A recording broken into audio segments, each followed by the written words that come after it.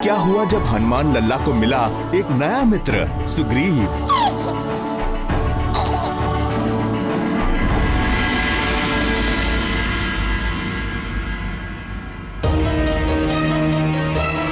ये मूर्ख सुग्रीव कहाँ लुप्त हो गया।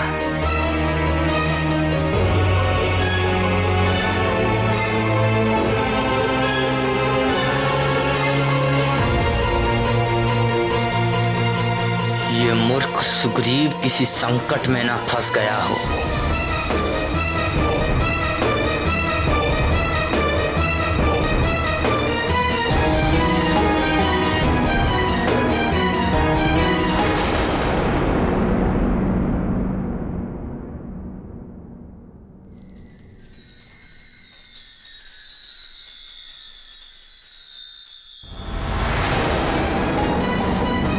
सुग्रीव, सुग्रीव,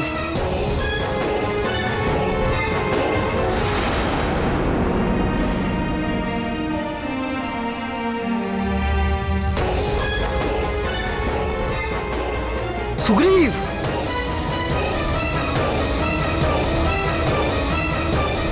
सुग्रीव, सुग्रीव, सुग्रीव,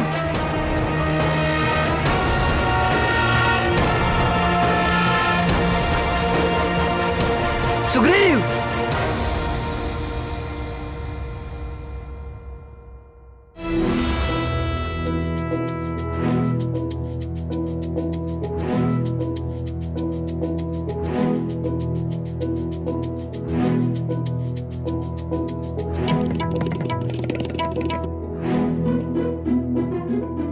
इसे बार बार देखने को मन ललचाता है।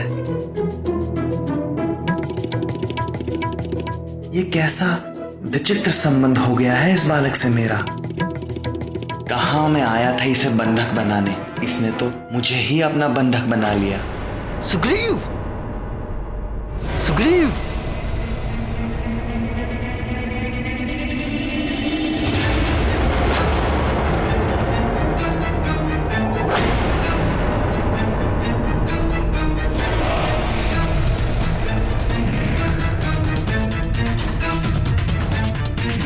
ये स्थान तो मेरा देखा हुआ है।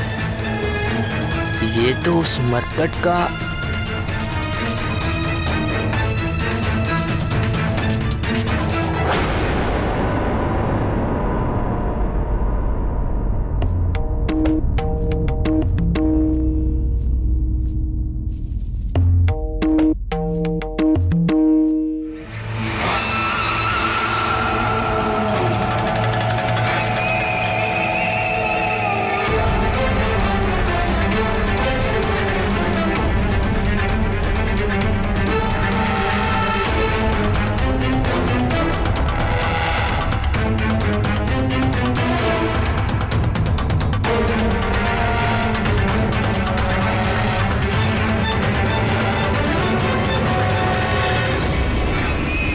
चलो आज उस मरकट का अशुभ दर्शन तो करना नहीं पड़ा।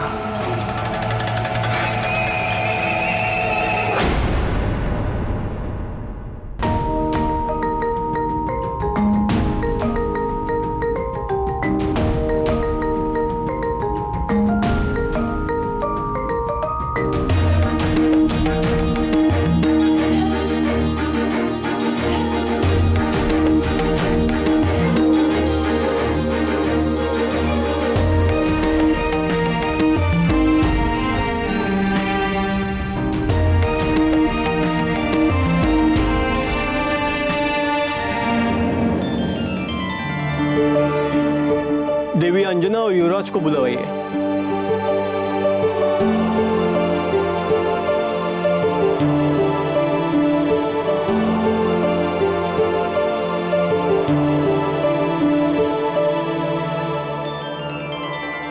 जय राम भक्त हनुमान, जय राम भक्त हनुमान, जय राम भक्त हनुमान, जय राम भक्त हनुमान, जय राम भक्त हनुमान, जय राम भक्त हनुमान।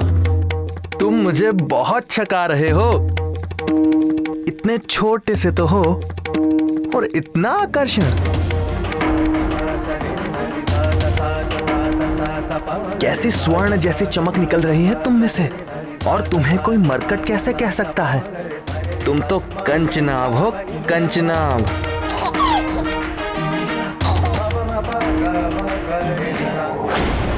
सुग्रीव, तुम्हें दर्पण के साथ खेलने में बड़ा ही आनंद आता है ना?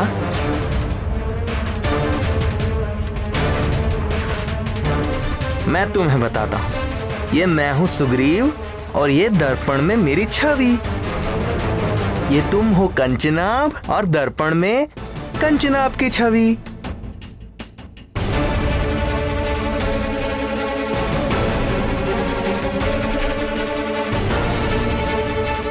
ये सुग्रीव और दर्पण में सुग्रीव की छवि। सुग्रीव, सुग्रीव, सुग्रीव,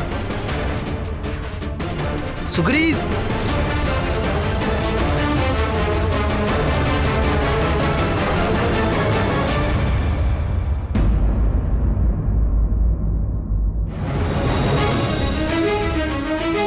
सुग्रीव, सुग्रीव,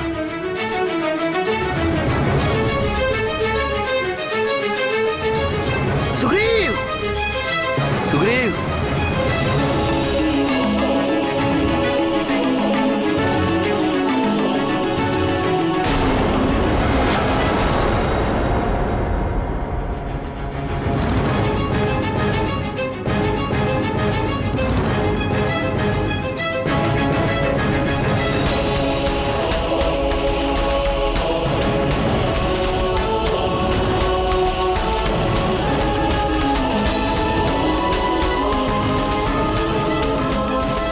केसरी नंदन आपके पास?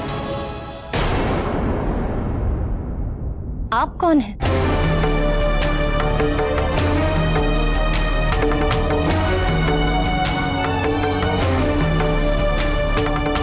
आपका पुत्र तो बड़ा ही मनमोहक है, किसी को भी वश में कर लेता है।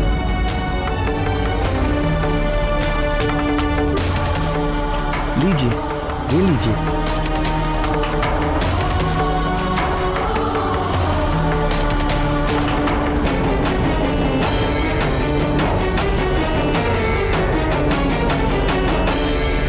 जब दुष्ट वाली हनुमान लला को एक नाम दिए बिना नहीं रह सका, तो निर्मल हृदय सुग्रीव भला कैसे पीछे रह जाते? नाम भी दिया तो कैसा जगमगाता हुआ। कंचनाभ अर्थात सोने जैसी चमक वाला। सुग्रीव और हमारे हनुमान लला में क्या कोई पुराना विशेष संबंध है क्या मुरली मनोहर? कुछ संबंध हृदय स्वयं बना लेते हैं, और ये संबंध अपनों से भी बढ़कर होते हैं। तो फिर वाली को क्या उत्तर दिया सुग्रीव ने?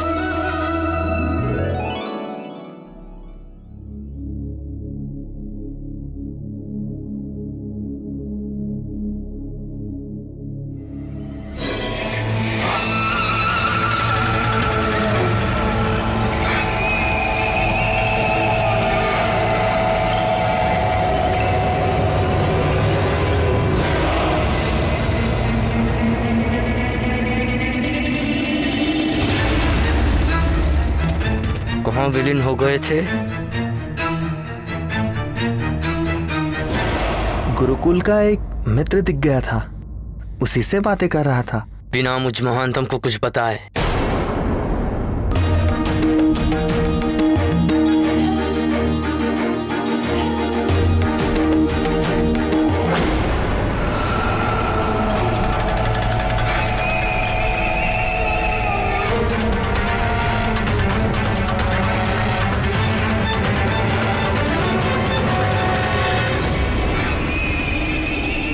ये कैसी विचित्र स्थिति में फंसता जा रहा हूं मैं। क्या मुझे वाली भैया के विरुद्ध में जाना होगा? ये कैसे कर सकूंगा मैं?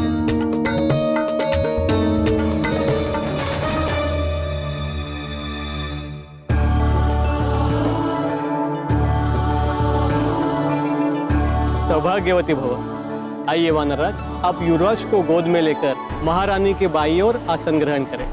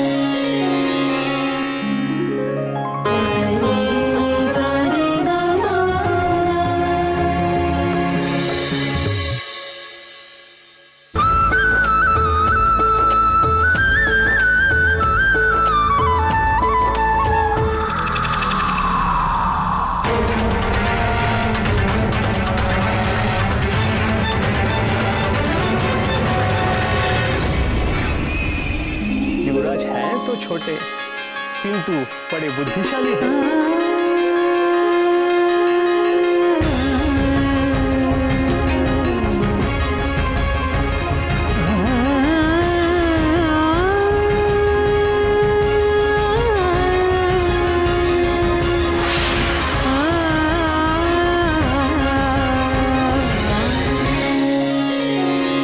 हनुमान लला की ये लीला देखकर तो सब अचंभे में पड़ गए होंगे प्राणवल्लभ। पढ़ ही गए थे, किंतु आगे जो हुआ उसे सुनकर आप सब भी अचंभे में पड़ जाएंगे। ओम ज्येष्ठाय स्वाहा, ओम अविष्टाय स्वाहा, ओम प्राणाय स्वाहा,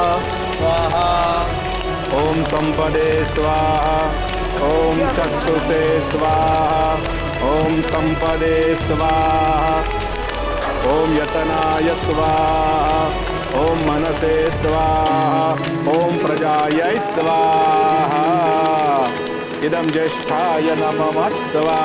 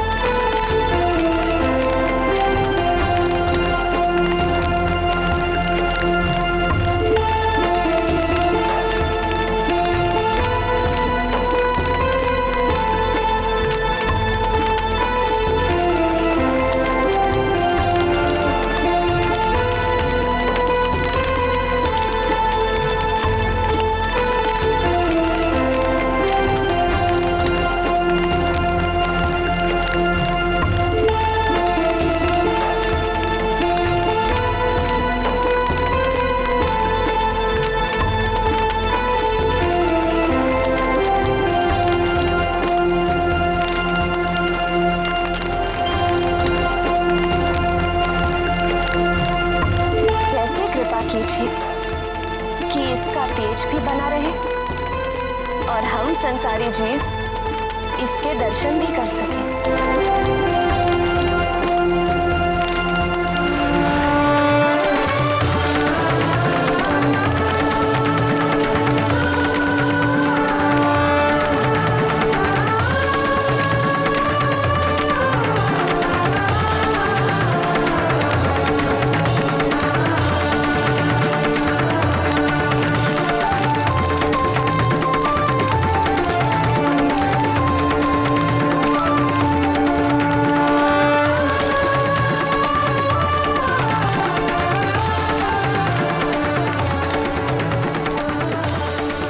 हे महातेजस,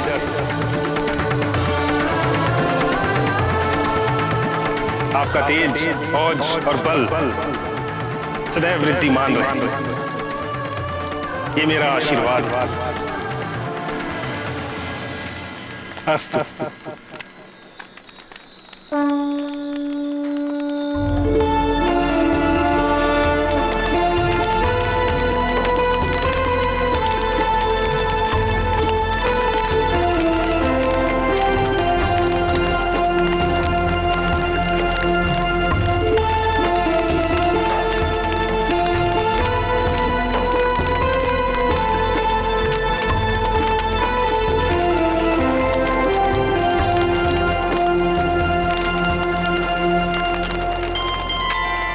नामकरण से पूर्व ही हनुमान लला को कितने नाम मिल गए भगवान।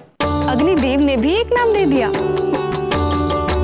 तेजस तो अग्नि को ही कहते हैं और स्वयं तेजस ने हनुमान लला को महातेजस कहा। कहना ही पड़ा, हमारे अंजनी नंदन हनुमान ने तो अग्नि के साथ एक प्रतियोगिता जो कर डाली। उनकी ये लीला देखकर हवन में कुछ लोग हर्षित हुए, कुछ विस्मित हुए और कुछ तो ऐसे भी थे जो विचलित हो गए। और कौन? मैं महानतम वाली।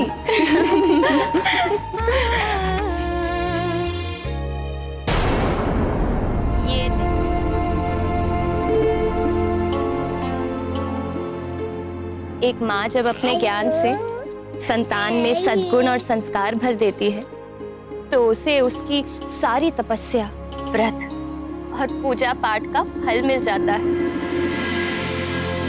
इसीलिए तो वेदों में माँ को हर स्थान पर पूजनीय कहा गया है। माँ। हाँ पुत्र। माँ, माँ।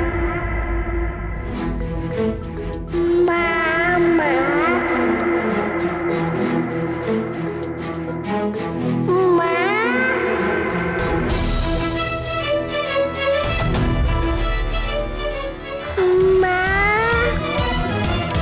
पुनः बोलो।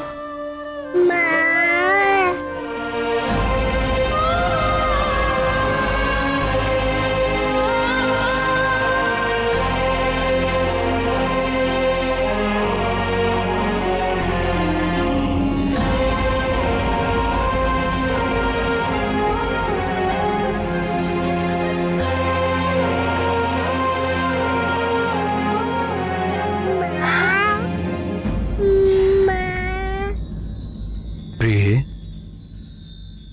आज का ये दिन हमारे लिए सबसे सुखद और कभी न भूलने वाला है।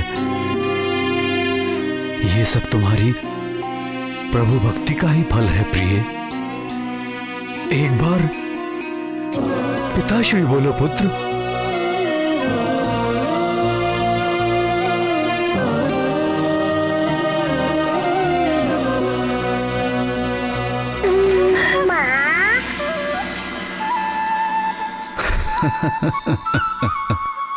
बड़ा नटखट है। एक बार फिर से बोलो।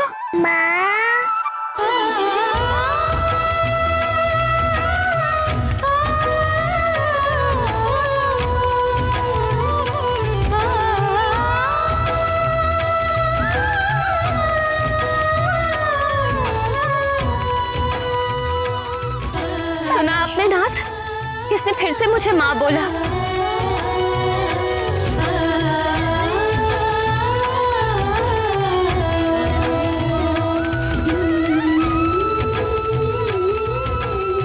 कैसी अद्भुत लीला है आर्यपुत्र।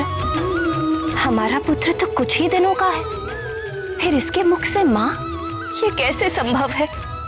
बिना सिखाए केसरी नंदन ने माँ बोलना सीख लिया।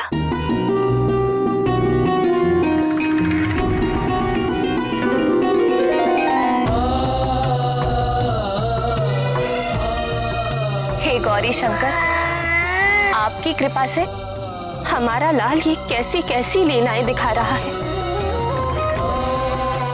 आपने हमें इतना सुख दिया है कि वह हमारे हृदय में समाए नहीं समा रहा है। आपको मैं बारंबार प्रणाम करती हूँ।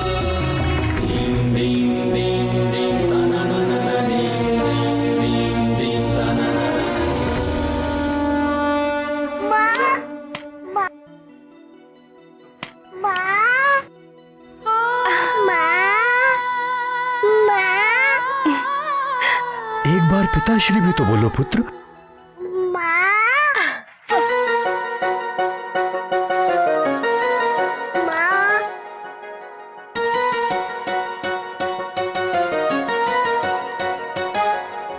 हनुमान की ये लीला अद्भुत थी, किंतु हनुमान की लीलाओं का प्रभाव सुग्रीव और वाली पर भिन्न भिन्न पड़ा।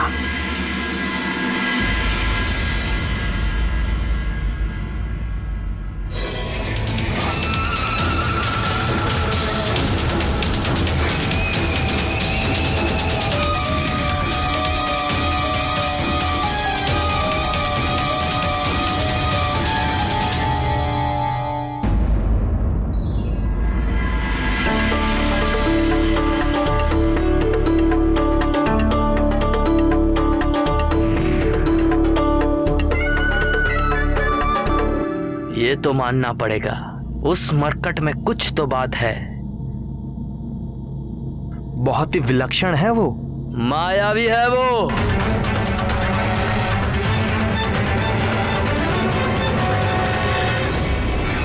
आप ठीक कह रहे हैं भैया, वो तो वशीकरण जानता है। तो क्या करें? उस मरकट को मुझ महानतम के मार्ग से कैसे हटाए? उसके आगे तो मैं स्वयं को विवश पाता हूं। मन करता है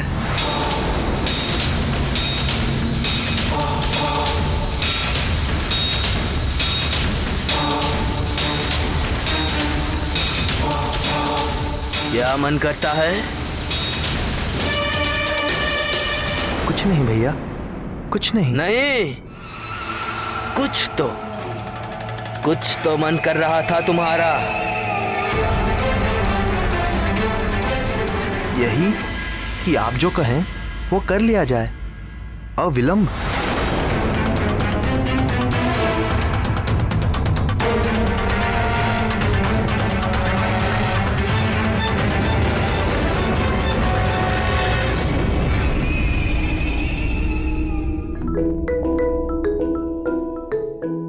अंजने, ये देखो गदा, आ जाओ। बिल्कुल नहीं, माँ का लाडला है, माँ के पास आएगा। आजा मेरे लल्ला, आजा। अरे नहीं, अंजने को तो गुरु गदा से प्रेम है। आजा पुत्र, ले ले गदा, आजा आजा। गधे का क्या करना है? अरे देखो तो कितने सारे फल हैं। आ जाओ, इधर आ जाओ। अरे नहीं नहीं पुत्र, वहां जाना व्यर्थ है। आजा, ले ले गदा मेरे लाल, आजा पुत्र।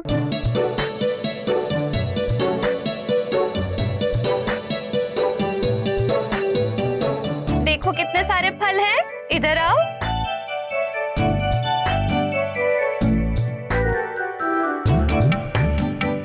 आजा मेरे लल्ला, आजा पुत्र, आजा।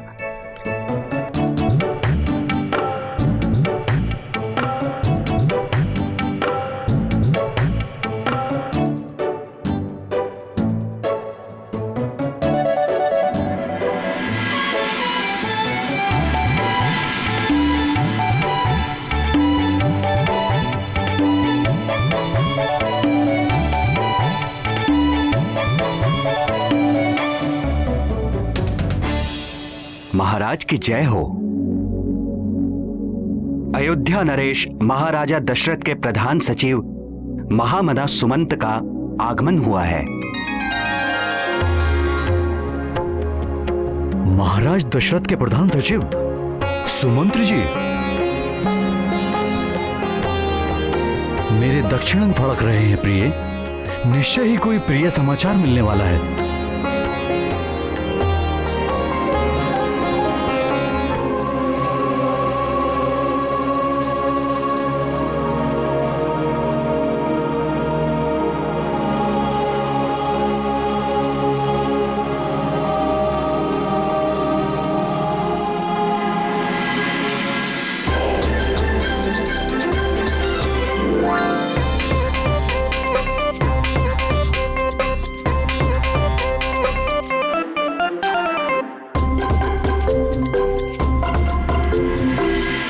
महाराज मनु के अवतार रूप महाराज दशरथ के 8 सचिवों में सर्वप्रधान सचिव थे महामना सुमंत्र जी।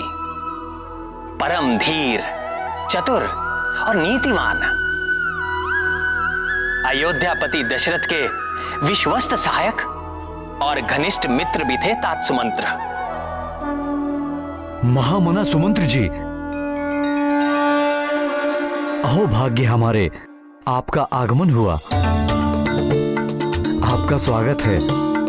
आसन ग्रहण कीजिए। धन्यवाद राजन। प्रणाम महारानी।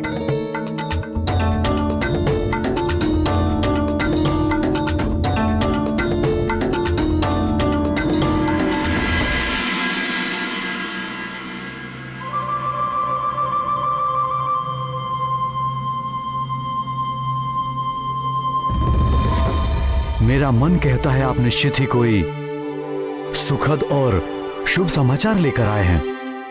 आपका अनुमान अचूक है महाराज। दीर्घ काल से पुत्र की कामना में तपने के पश्चात महाराज दशरथ को एक साथ 4 पुत्रों का पिता बनने का सौभाग्य प्राप्त हुआ है।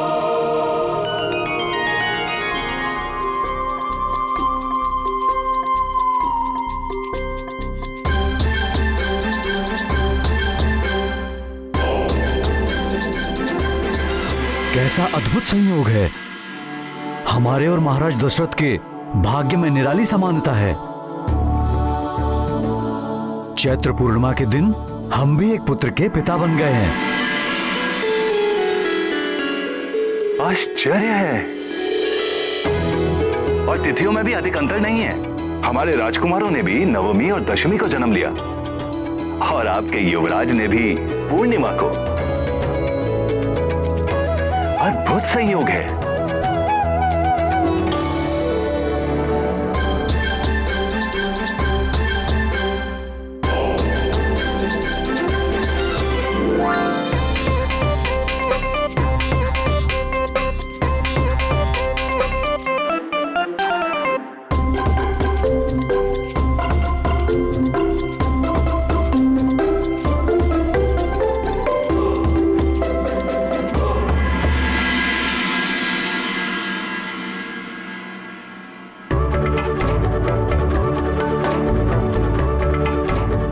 हमारे मन में महाराज दशरथ और उनके 4 पुत्रों के दर्शन की बड़ी अभिलाषा है। महाराज दशरथ ने तो आपको आमंत्रित किया ही है राजन। अवश्य पधारे। और हाँ, युवराज को साथ में लाना मत भूलिएगा। महामंत्री जी का रथ सुसज्जित हो गया है महाराज। भेंट और उपहार साथ में रख दिए गए हैं।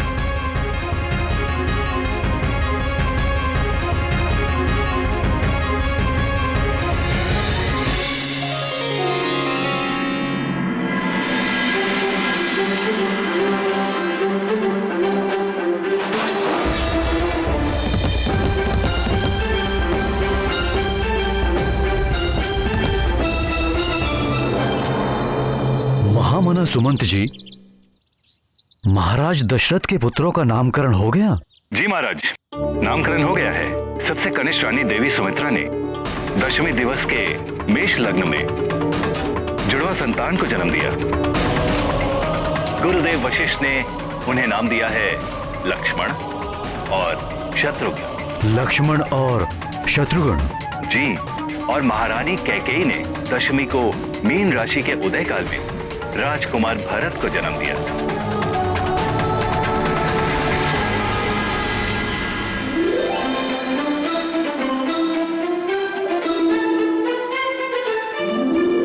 और नवमी तिथि को मध्य दिवस में जब पूर्व दिशा में कर्क राशि संलग्न थी, तब महारानी कौशल्या के गर्भ से चारों भाइयों में सबसे बड़े पुत्र का जन्म हुआ और गुरुदेव वशिष्ठ ने उनका नाम रखा है राम। राम राम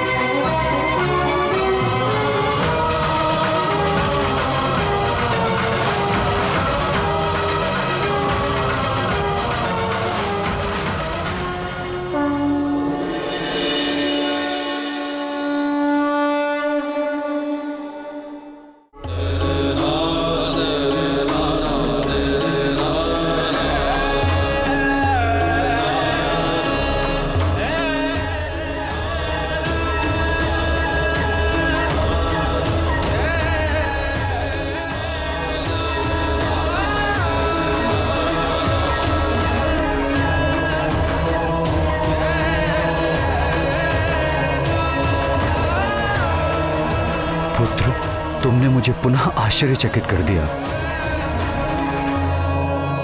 माँ,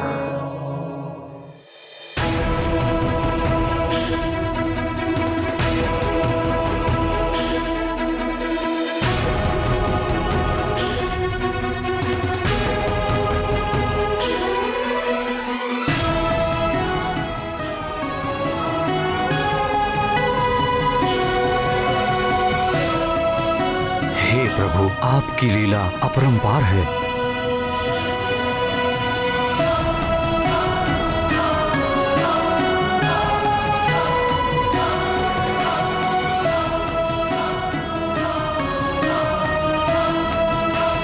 ये है हमारा तेजस्वी पुत्र अंजनेय।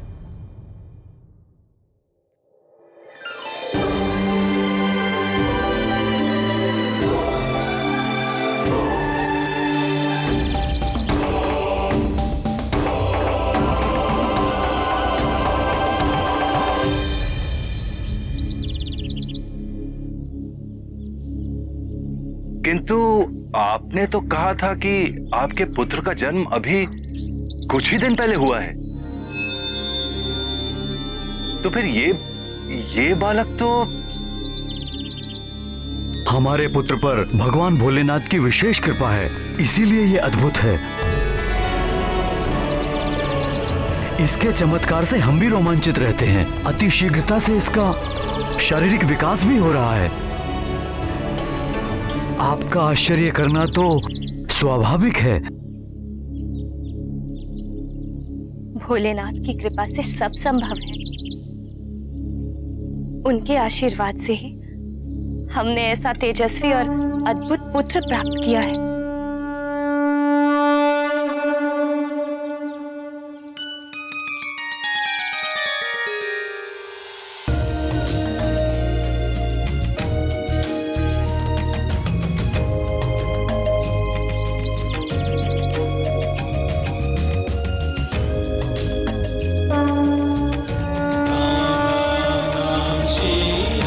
केसरी नंदन के मुख से माँ का उच्चारण सुनते ही अंजना भावुक हो गई।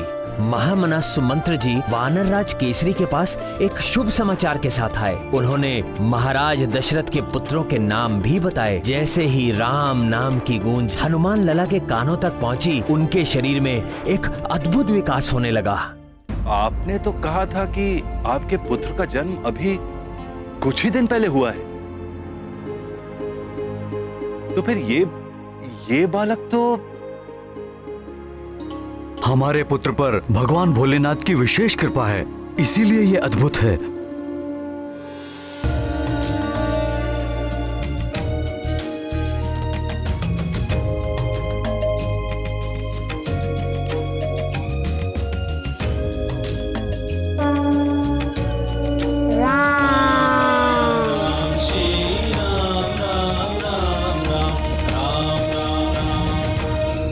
जो ब्रह्मांड के कण कण में रम रहा, उस परम तत्व अर्थात हमारे स्वामी का एक नाम ये भी है, राम।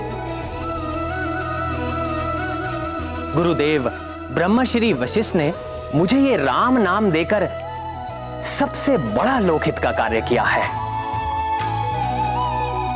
भोले बाबा ने इस राम नाम को तारक मंत्र भी कहा है और सारे युगों में, विशेषकर कलयुग में, मुझे पाने का सबसे सरल और सुगम उपाय है ये राम नाम।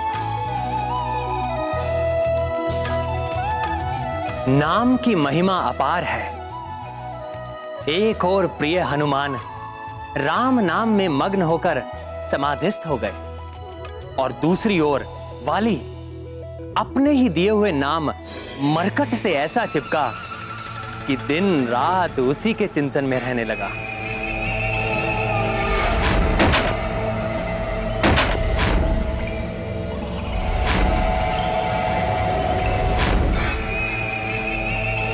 किन विचारों में मग्न हो भैया?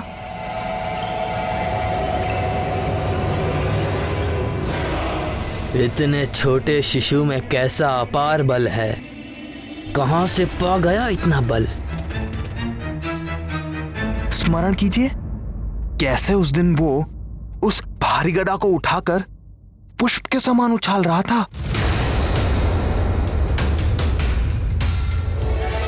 वो तो एक ही गदा उछाल रहा था, किंतु आपकी तो एक गदा दो के समान है। आपका बल तो अतुलनीय है भैया।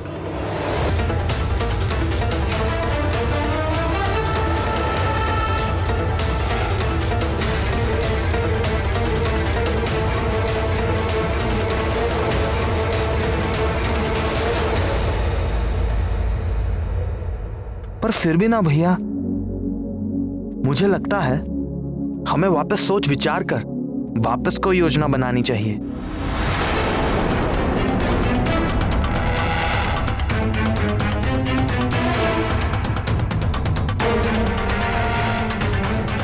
तुम कहना क्या चाहते हो सुग्रीव? स्पष्ट कहो। भैया, आप किष्किंधा के युवराज हैं और आपके प्राणों पर किसी भी तरह का कोई भी संकट ना आए, यही मेरा दायित्व है। मेरे प्राणों पर संकट? तुम उस हथेली भर के बालक से मुझे भय दिखा रहे हो? महानतम वाली को भय, प्राणों का भय।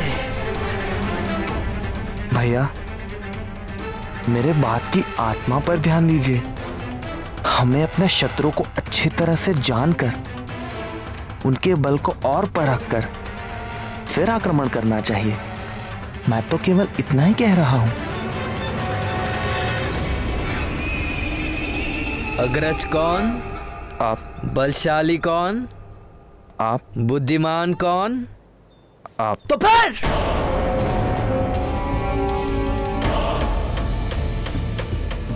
मैं महानतम बहुत अच्छी तरह जानता हूं कि किसी भी शत्रु को दुर्बल नहीं समझना चाहिए। मैं महानतम बहुत विचार कर इस निर्णय तक पहुंचा हूं कि हमें उस मरकट को अच्छी तरह जानकर उसके बल को परख कर ही उस पर आक्रमण करना होगा।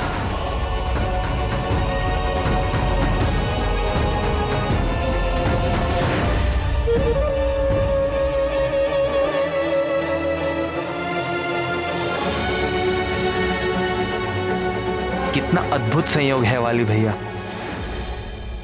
आप आखिर वही निर्णय पर आए जिसकी ओर मैं संकेत कर रहा था।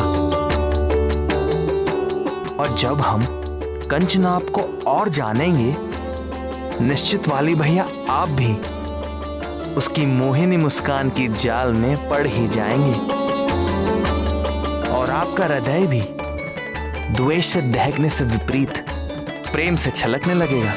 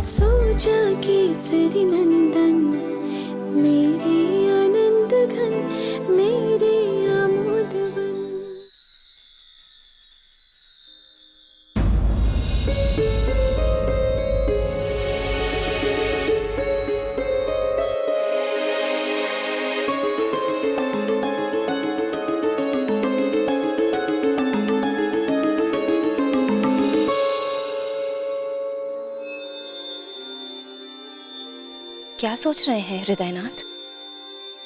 अपने पुत्र के बारे में सोच रहा था।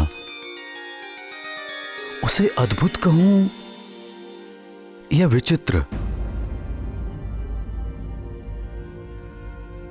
हाँ, देखिए ना, हमारा पुत्र अभी कुछ ही दिनों का है, किंतु आकार, बल और बुद्धि 5 वर्ष के बालक जैसी हो गई है।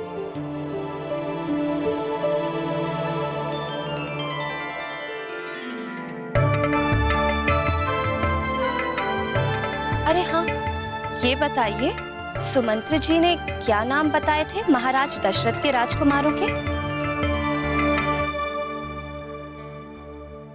सबसे छोटे शत्रुघ्न,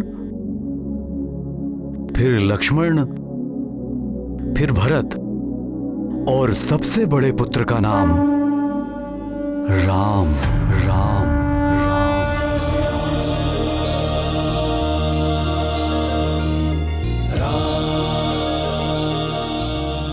चारों नाम बहुत ही सुंदर हैं,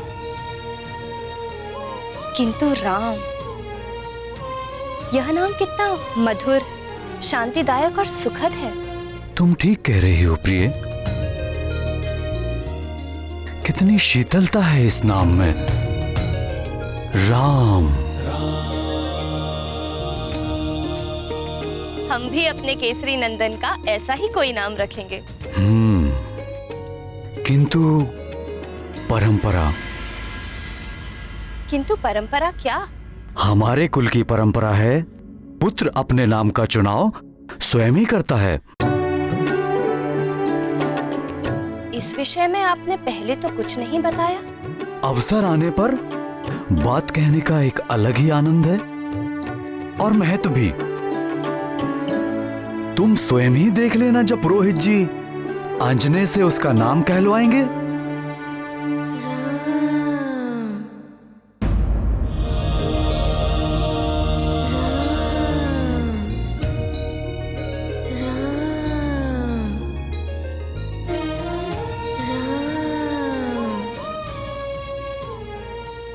प्राण वल्लभ, क्या आपको भी ये सुर सुनाई दे रहा है? हाँ, कोई राम नाम का जाप कर रहा है।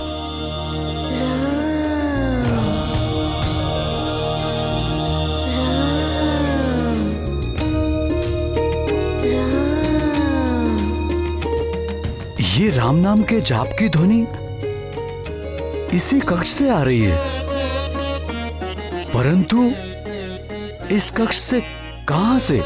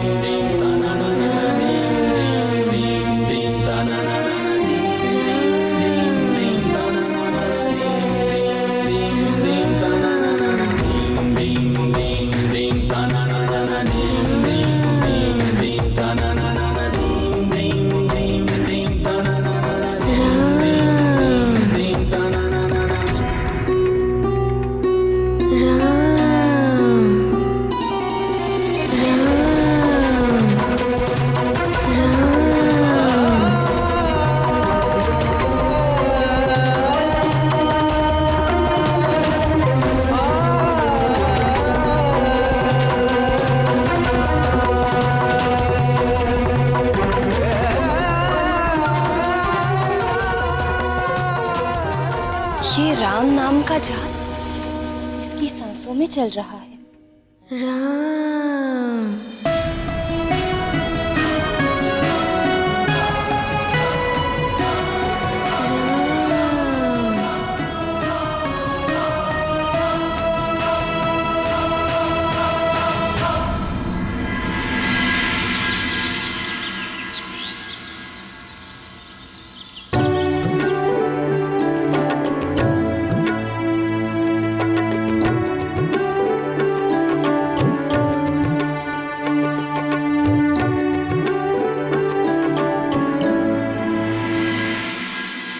किस विचार में डूबे हैं आर्यपुत्र?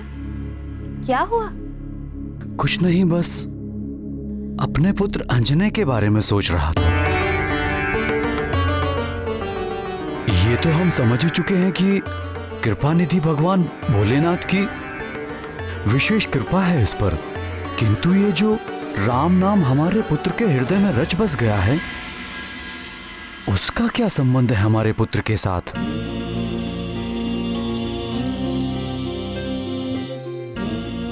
देखो, नींद में भी राम नाम सुनकर कैसे आनंदित हो रहा है।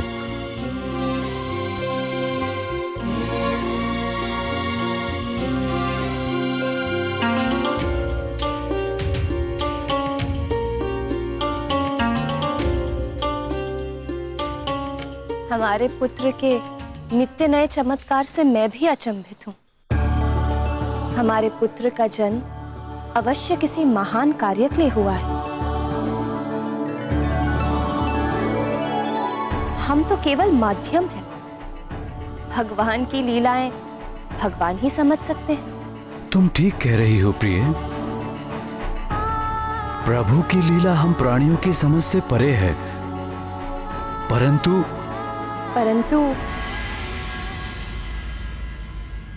क्षमा कीजिए आर्यपुत्र, आप पिता पुत्र के चक्कर में मेरी पूजा में विलंब हो गया।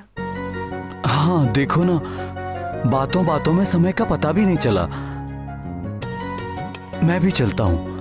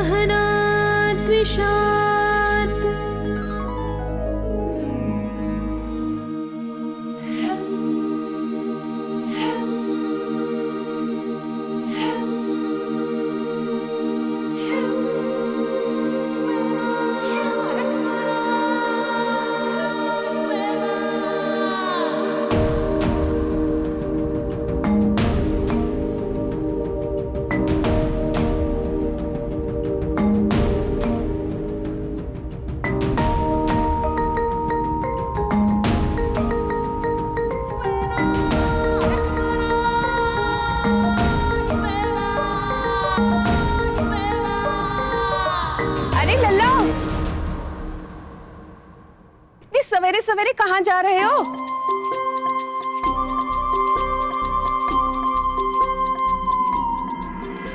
अरे अरे रुक जाइए लल्ला, अरे रुक जाइए। सर्व जगत ईश्वरो वन्ध मोक्षयोः तं त्वामरचन्ति कुशलाः प्रपन्नार्तिहरं गुरुम्।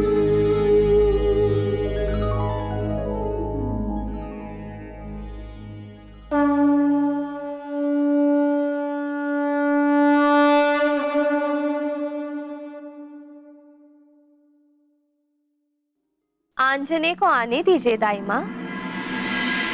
बिना इधर देखे महारानी को कैसे पता चल गया कि माँ हूं मैं इसकी,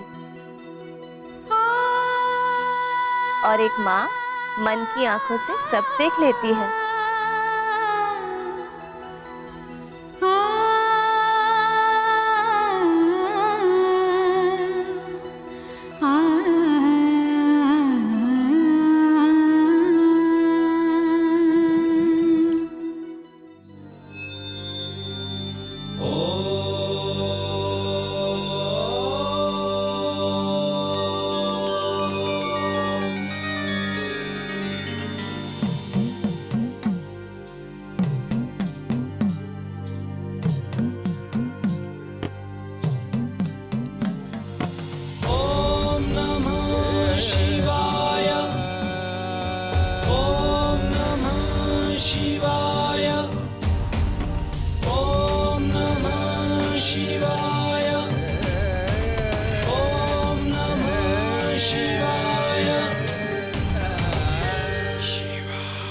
नहीं, स्नान किए बगैर भगवान को जलाभिषेक नहीं कर सकते।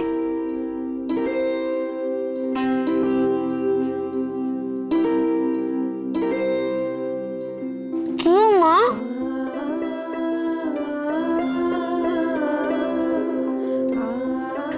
क्योंकि भगवान की पूजा करने के लिए शरीर शुद्ध, वस्त्र धुले हुए और मन निर्मल होना चाहिए।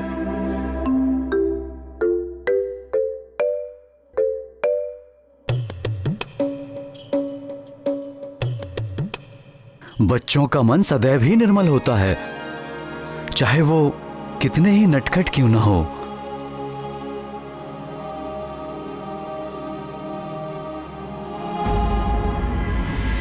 बचपन भी कितना भोला होता है।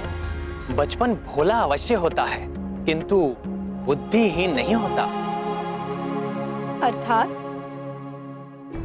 अर्थात केसरी नंदन के भोलेपन और नटखट लीलाओं पर मत जाइए आप लोग। इस भोलेपन के पीछे छिपी बुद्धि बड़ी तेज है।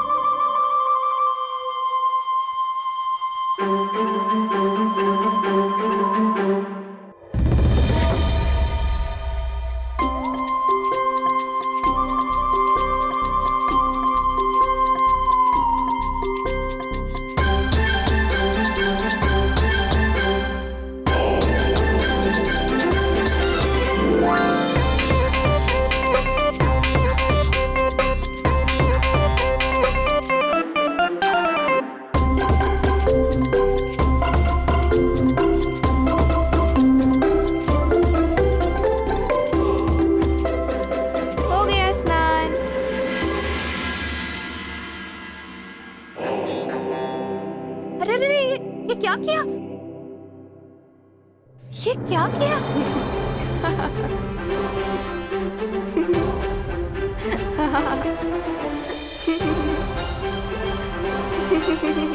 क्या किया? स्नान कर लिया हमारे पुत्र ने।